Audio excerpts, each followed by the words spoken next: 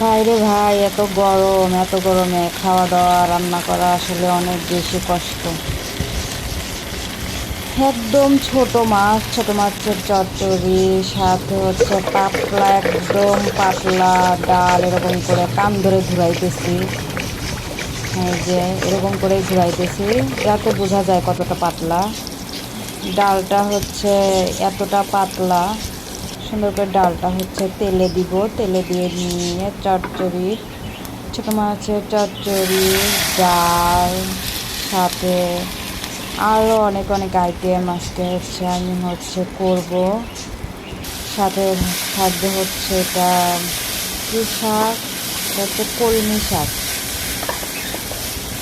কলমি শাক। এই শাকের হচ্ছে ভাজিটা অনেক মজা। আর হচ্ছে এগুলো হচ্ছে এতগুলো রান্না করলে অল্প একটু হয়ে যায়।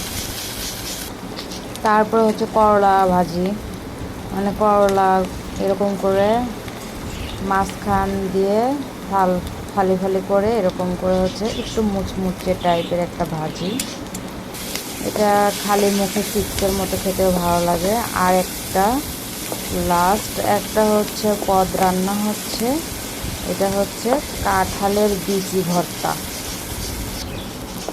এতগুলো রান্না করতে যতটা না সময় লাগলো, খেতে কিন্তু একদমই সময় লাগলো না।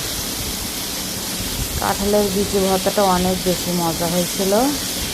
আজকের আইটেমগুলো আপনাদের কার কার পছন্দ অবশ্যই কমেন্ট করে জানাবেন।